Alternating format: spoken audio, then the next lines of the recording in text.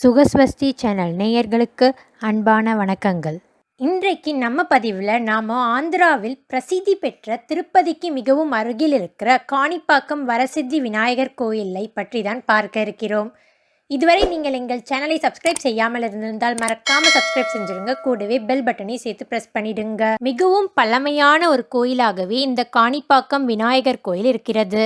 இக்கோவிலின் முக்கிய இறைவர் வரசித்தி விநாயகர் சுயம்பு வடிவானவர் என்பதும் இக்கோயிலின் சிறப்பம்சமாகும். முற்காலத்தில் இப்பகுதியில் 3 சகோதரர்கள் வாழ்ந்து வந்தனர்.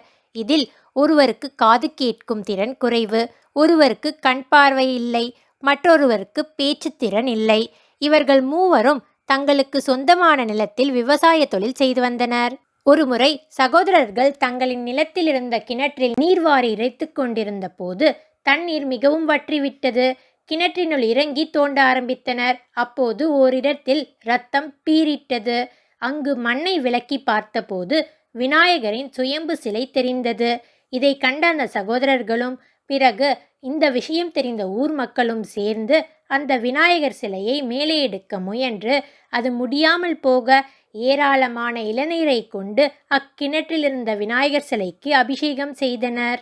அப்போது அந்த கிணறு நிறைந்து அந்த இளநீர் அருகிலிருந்த காணி நிலத்தில் பாய்ந்தோடிய காரணத்தால் இவ்வூருக்கு காணிப்பாக்கம் என்ற பெயர் உண்டானது. பின்னர் நாட்கள் செல்ல செல்ல அந்த கிணற்றுக்குள்ளேயே விநாயகரை சுற்றி சன்னதி எழுப்பினர். தொடர்ந்து நீண்ட காலத்திற்கு பிறகு குலோத்துங்க சோழனால் இந்த கோயில் மிக பிரம்மாண்டமாக கட்டப்பட்டது என்று கல்வெட்டுகள் கூறப்படுகின்றன.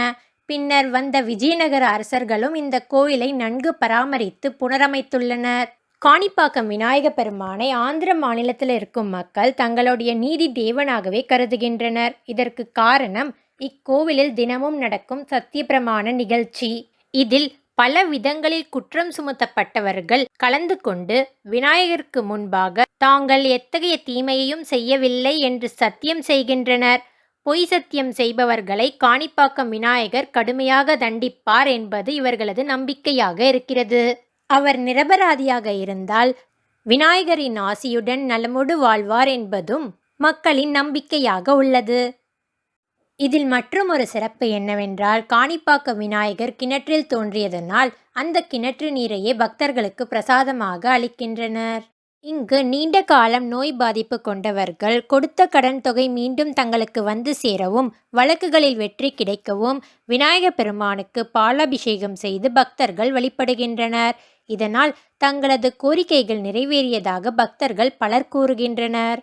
இந்த கோவிலில் நாகர் சன்னதியும் இருக்கிறது. இங்கு பூஜை செய்து வழிபட்டால் நாகதோஷம் நீங்குகிறது என்று நம்பப்படுகிறது.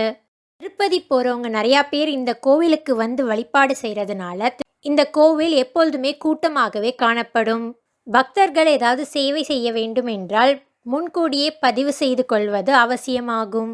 இத்தனை சிறப்புகள் நிறைந்த இந்த கோவிலானது ஆந்திர மாநிலம் சித்தூர் மாவட்டத்தில் திருப்பதிக்கு சற்று தொலைவில் அமைந்திருக்கிறது. காணிப்பாக்கம் செல்வதற்கு திருப்பதி நகரிலிருந்து ஏராளமான பேருந்து வசதிகளும் இருக்குது. இந்த கோவிலோட லொக்கேஷனையும் நான் டிஸ்கிரிப்ஷன் பாக்ஸில் தரேன், அதனையும் நீங்கள் பயன்படுத்திக்கலாம். இந்த கோவிலானது காலை 6 மணி முதல் மதியம் 1 மணி வரையிலும் மாலை 4 மணி முதல் இரவு 8 மணி வரையிலும் பக்தர்களுக்காக திறந்திருக்கும். நம்ம தமிழ்நாட்டில் பிள்ளையார்பட்டி எப்படியோ அதுபோல தான் ஆந்திர மாநில மக்களுக்கு காணிப்பாக்கம் வரசித்தி விநாயகர் கோயில். இந்த கோவிலுக்கு நீங்கள் ஏற்கனவே போயிருக்கீங்கன்னா உங்களுடைய அனுபவத்தை கமெண்ட் பாக்ஸில் ஷேர் பண்ணுங்கள். இது போன்ற ஆன்மீக பதிவுகளை நீங்கள் உடனுக்குடன் தெரிந்து கொள்ள எங்கள் சேனலை சப்ஸ்கிரைப் செஞ்சுருங்க. கூடவே பெல் பட்டனை சேர்த்து ப்ரெஸ் பண்ணிடுங்க. இன்றைக்கு இந்த பதிவு உங்களுக்கு பயனுள்ளதாக இருக்கும் என்று நம்புகிறேன். மீண்டும் உங்களை அடுத்த பதிவில் சந்திக்கும் வரை நன்றி, வணக்கம். இந்த வீடியோ உங்களுக்கு பிடிச்சிருந்தா லைக் பண்ணுங்கள், கமெண்ட் பண்ணுங்கள், ஷேர் பண்ணுங்கள். மறக்காமல் சப்ஸ்கிரைப் பண்ணுங்கள்.